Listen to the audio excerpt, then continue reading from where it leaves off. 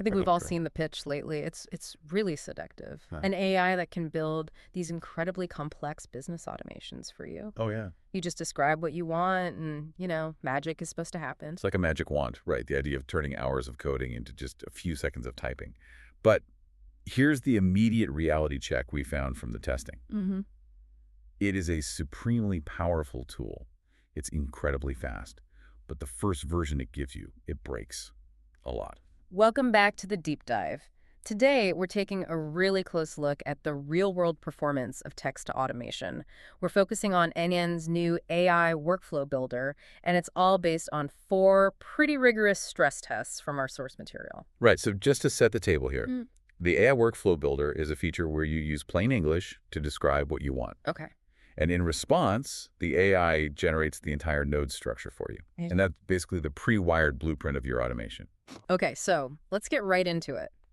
Our mission here is to figure out if this tool really replaces needing to know how to build automations yourself. Yeah. Or if it's more of what we're calling a powerful skeleton generator. Exactly. We need to know what you, listening, still have to bring to the table. Absolutely. Oh. And these 4 demos, they really show you exactly where that human touch is still completely essential. So the promise is pretty thrilling. You're taking what could be hours of careful manual workflow building and turning it into just a few minutes of prompting. That's a huge acceleration. And the reality, it does confirm that. The AI massively speeds up the process. It creates these logical sequential structures so fast. What? But every single time it needs a human to come in and fix the configuration details. And especially the little quirks from third-party APIs. It needs guidance to get from the idea to something that actually works. I still wrestle with prompt drift myself. Oh. And that's a vulnerable admission for someone who writes these things every day. Getting that initial text just right is really hard, even when you know exactly what you want. It's totally understandable. Prompt drift in automation is uniquely tricky because it's not just the AI changing the words. Right. It's when it subtly changes the core logic of how the thing runs, or some tiny parameter that just makes the whole thing fail. So that translation from human language to a working workflow is really the hardest part. If the AI builds these skeletons so quickly, what's the biggest, most common failure that trips people up? The main culprits are almost always hidden settings in third-party APIs and variable mapping errors that the AI itself actually creates. Okay, so configuration details and empty variables. They're the architects of failure. Got it. Let's get into a practical example then. Demo 1. This was about building a daily newsletter workflow. A really common task. The prompt seems straightforward. Research tech trends using a tool called Tavily, find an AI tool with Perplexity, add a quote, and then just email the results. And visually, what the AI came back with was flawless. It built a perfect 5-node structure. Scheduled the 2 research nodes, a quote generator, and the email node. And it did this in like 5 seconds. About 5 seconds, yeah. Everything looked connected. It looked ready to go. But when it actually ran, there were no errors, right? The workflow said it completed successfully. Exactly. It completed successfully, but the email that arrived was, well, it was almost empty. No tech trends, no AI tool, nothing. Just the boilerplate text. It failed silently. And that's a classic silent failure. So what was the culprit when they dug in?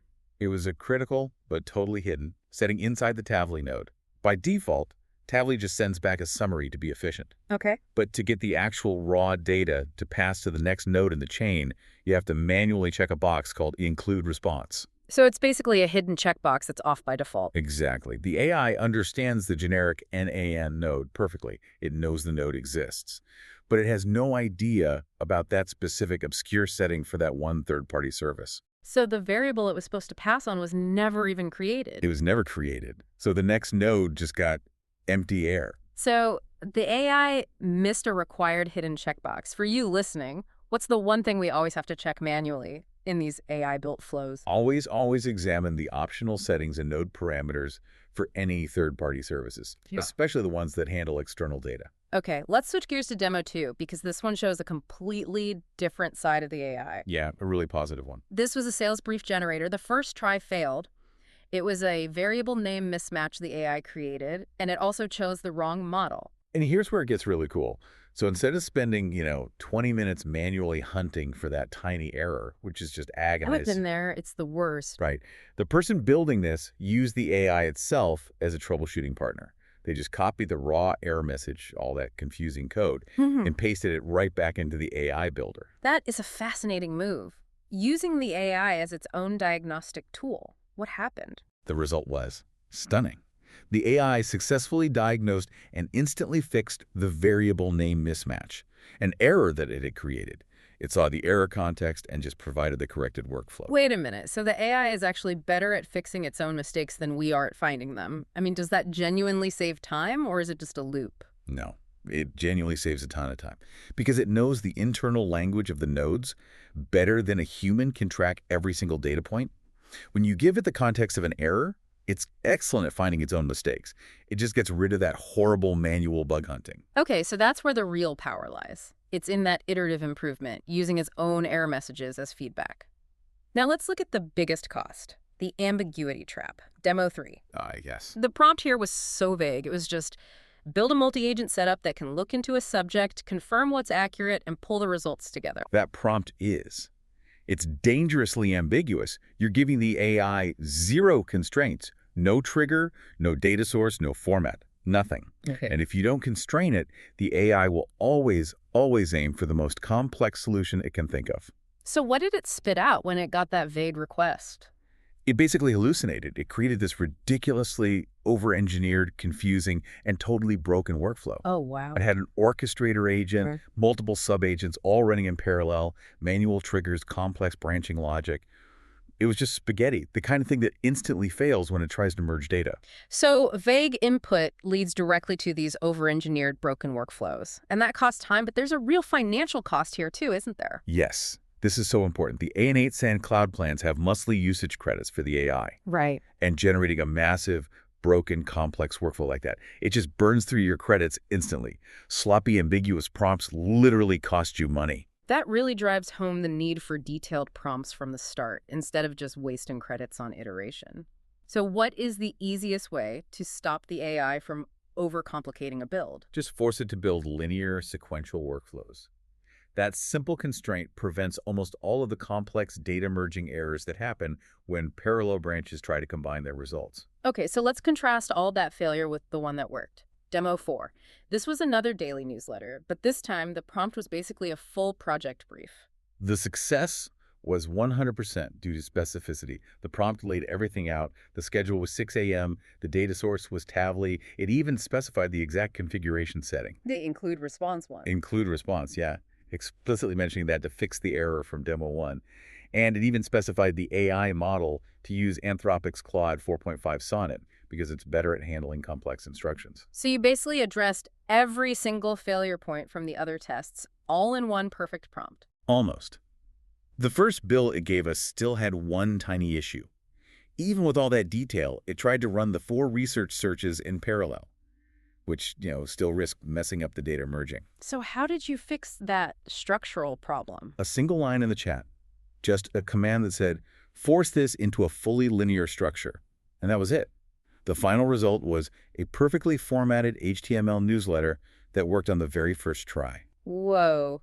I mean, just imagine creating a production-ready, multi-step workflow in seconds just by providing that level of detail. That really is the acceleration promise. It is. It really shows that the future of this isn't learning less. It's about learning how to be an incredibly precise project manager for an AI. Which brings us to the 3 core principles from these tests. First, be as detailed as possible. Think of it like you're briefing a junior developer. Right. Specify everything, the tools, the exact settings, the output you need. Second, don't expect it to be perfect on the first try. Plan on using the AI to help you debug the errors it's inevitably going to make. And third, prefer linear workflows. Just avoid the complex branching. They're easier to build, easier to test, and way easier to debug. So the critical takeaway about prompting these AI automation builders. Specificity is everything. The more detailed your instructions, especially on configuration, the better your results will be and the faster you'll get a working automation. That brings up a huge question for anyone looking at these tools. Is it even worth it anymore to learn a platform like n8n manually if the AI can just build the skeleton for you?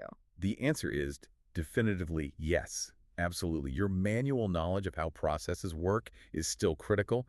If you can't even articulate the steps of what you're trying to do, you can't write a good prompt. And you still need to understand data transformation, don't you? You have to know why a variable is empty or how to reformat data. That's a fundamental troubleshooting skill. Precisely.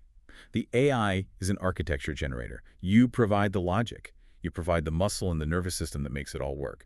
Right now, these tools really struggle with third-party API details and complex variable mapping, which just proves you need that expert human eye. So, to sum up the big idea here, the AI Workflow Builder isn't a replacement for learning the fundamentals of automation, but it is an incredible accelerator that makes expert builders maybe 10 times faster. That's it. But anyone who tries to skip the learning part is just going to get stuck in a constant and expensive debugging cycle. Learn the platform first, then use the AI to go faster. So we'd encourage you to try this. Go automate a simple linear process by hand first. Then ask the AI to generate the skeleton for the same thing and just compare them. See what's different and see what tiny configuration details the AI missed. And here's a final thought to leave you with. If the AI can reliably diagnose its own variable and configuration errors, maybe even better than a human can spot them, how long is it until AI just masters the documentation for every third-party API out there? I mean, how long until specific manual configuration becomes truly obsolete? Because the AI just knows that hidden checkbox needs to be ticked every single time. That's something to think about. Until next time. Something serious.